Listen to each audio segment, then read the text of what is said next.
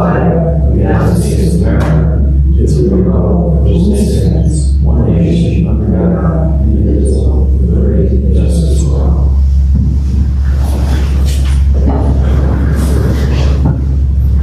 Good evening, ladies and gentlemen. This meeting is now called to order. In line with the Borough of Seabright's long-standing policy of working government and in compliance with the Open Public Meetings Act, I wish to advise you that adequate notice of the starting scheduled meeting was sent to the Asbury Park Press and other local newspapers on January 8, 2024. In each instance, the date, time, and location of this meeting were provided in the notice. This meeting is open to the public. Roll call. Councilmembers Bieber? Here. Catalano? Here. Gorman? Here. Giller? Lamia? Here. And Nelson? Here. And there it is. All right, George Weiss passed away this past week, so that was a moment of silence for him.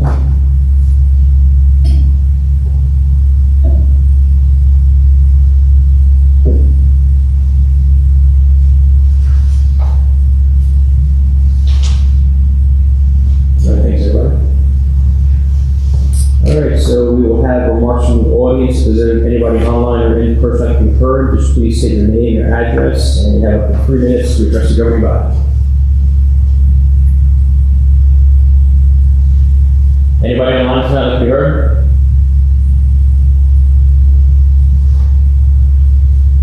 All right, we can move on to, let's see, individual action. Would somebody make a motion to approve the 2023 meeting minutes? So move. Councilmembers Bieber? Yes. Catalano? Yes. Gorman? Yes. Giller? Yes. Lamia? Yes. And let's see, make it the same. I'm gonna have a little soft say. Okay. All right, so we approve the 2023 meeting minutes. Moving on to the consent agenda. Can somebody please make a motion to approve the items that are on this consent agenda? So moved. Second. All right, roll call. Councilmembers Bieber? Yes. Catalano? Yes. Gorman? Yes. Keeler? Yes. Lamia? Yes. And Nelson? Yes. All right, the consent agenda has been approved. We're going to move on to our first ordinance. Ordinance number 1, 2024, an ordinance amending and supplementing the general code of the Borough of Seabright, Chapter 3, entitled Administrative Code.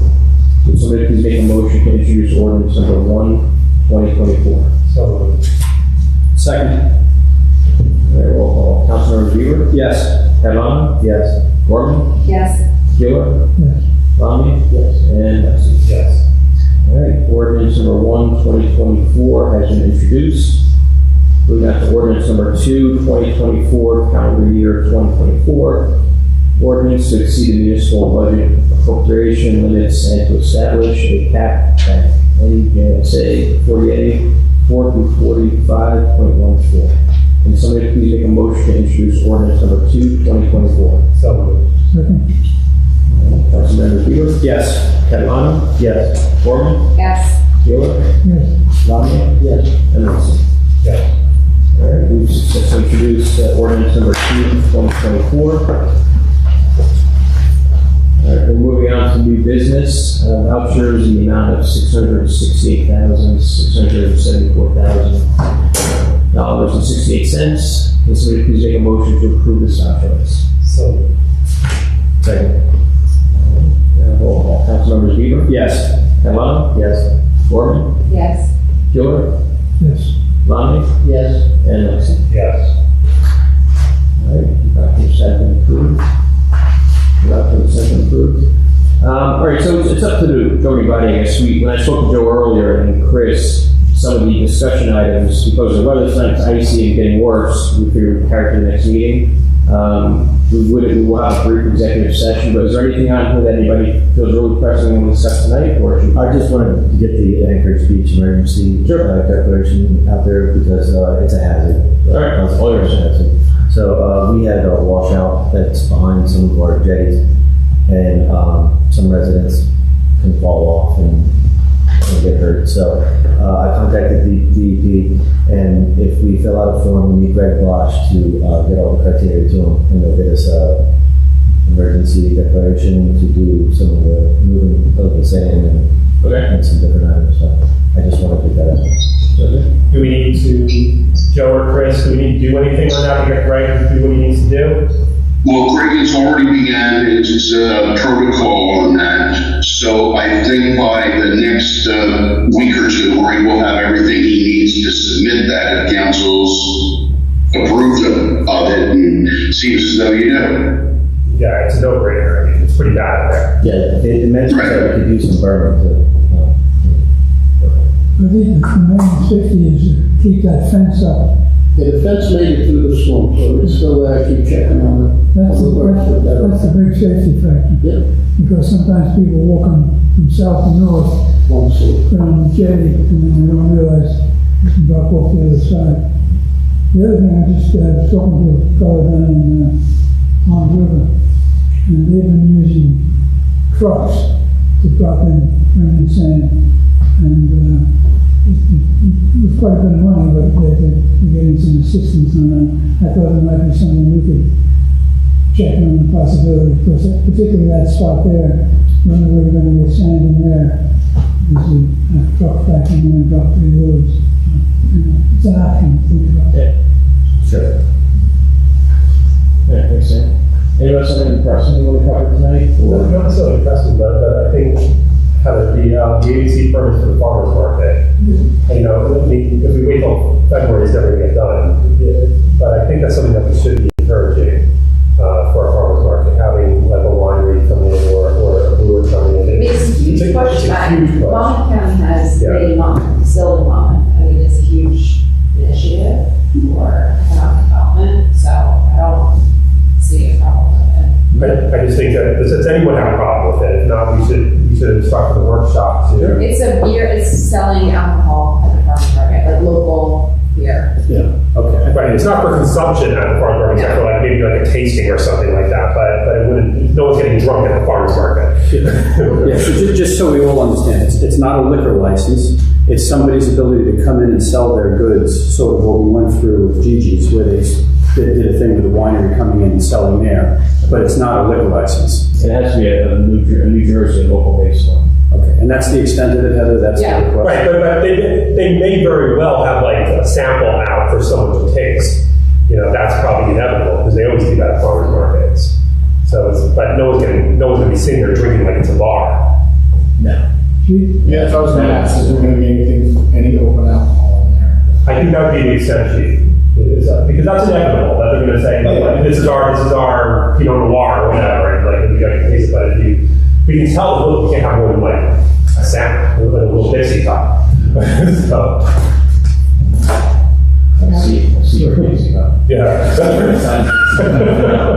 And then I presume that would affect the businesses with the tours or, you know, there'll be some beer and wine, right? Yeah, I think, I mean, I don't know if anybody's applied or not, but. yeah. One person has. One person has, but I think the thing is, we dealt with that when we started the farmer's market originally. You know, everyone objected to every single thing that we had at the farmer's market because someone in town also sold something that we had. So I don't think it really interferes with anybody or competes. Yeah, I mean, there aren't so many local breweries or local wineries. I mean, I can imagine it's going to conflict with something they're selling. So, you know, if somebody has a winery in Pulse Neck and they sell wine here, you know. Heather, just a question. I mean, it's a valid concern, but it seems like we're comfortable with it because it could impact other merchants. So would this happen outside too, when we go to the outside season? Yeah. So this would be a year-round thing? Yeah. I don't have. Yeah, and it's really normal. If you go to any farmer's market, they usually have a wine guy there or a beer guy And you're there. still not allowed to take it on the beach. Of course not. And I guess to John's concern, it's 1 day a week, it's not on the weekends. One day. Correct. Which is a high volume time is on the weekend, so it's Yeah. muted from that perspective. Yep. Yeah. I don't have an issue. Makes it more effective. Yeah. Can we do whatever we need to do to get that going? Because I know, When we opened this building, we amended our ordinance to allow alcohol on borough property after obtaining a permit issued in accordance with regulations adopted by the mayor and borough council.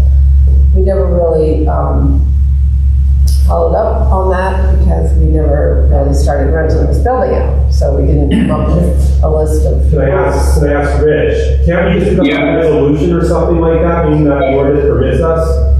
You can do a resolution, yeah. They already have the special permit. They need, if I'm reading this attachment, right, they have a special permit from the ABC. And by the way, it already addresses in there the limits on wine tasting. There's limits in there in terms of ounces and whatnot. But yeah, the council that's passed a resolution approving, what's going on in the limitations.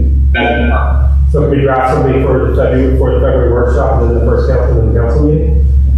Sure. Right? Can you get it done? Yeah. Question of clarification. If someone rents this room for, party or reception, they can have alcohol served here. We never, Chris is saying, we never adopted the regs. It's going to be incorporated with the rules and regulations and fees and, if you're having alcohol, do you need police, things like that. So it should be followed. There are some concerns with the alcohol. I won't lie to you. So if someone does have to see my pixie cup from the thing and they walk across the parking lot over the beach there, and my special sees someone with an open alcohol ticket, I just got it from the farmer's market. It's allowed out here in the parking lot. Well, it's not. I mean, Rich, what are the limits on the tasting? It can happen. I mean, So I didn't hear what the chief said, but I can tell you what the limits on the bar. It's, the limits are, if it's someone who's a permit held by a plenary winery or farmer, only licensee, which I'm assuming it is, samples, may be offered gratuitously in an open container not to exceed 4 samples of 1.5 ounces each per patron. That's for plenary wineries, and then there's different regulations for distilleries. That's a winery. That's for a winery. I mean, we should put into a regulatory. They're not allowed to leave a room with it. Yeah, the same thing. with the firemen, they have a drinking area when the firemen serve. Right. They have to stay within that area right there. Correct. I just think that having alcohol here is going to be an issue because I know I like to drink up here, but I know having a party up here could probably be an issue with open alcohol on the deck in the summertime. Oh, you're talking about here, not the farmer's market. Not the farmer's market. Oh, okay. I think the farmer's market's going to be a problem with the little cups. I don't, but sometimes things happen. If it's a good farmer's market and he wants to stay later, I mean. We never had this one. No, we don't have it during the summer. We really don't have it. It's busy. Yeah. It's used from May to, right? Which basically means no one's ever going to rent it, but that's one of the stories. Why we never kind of follow up. Yeah, that's why we never do the reg, because no one wants to rent it during the winter. I think we will. Yes, sir. Yeah, you've been saying that for years. Nobody ever has to rent it during the winter. Well, we have to publicize it. So. No worries. Okay. If we rent it, then we have to include a specific paragraph.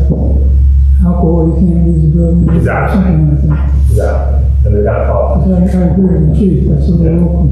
I agree with you. Finish. It's a good place for a party. It's a good place. It's Set some special events, and then it should be a special event. All right, I guess that was a pretty painless public portion. We have a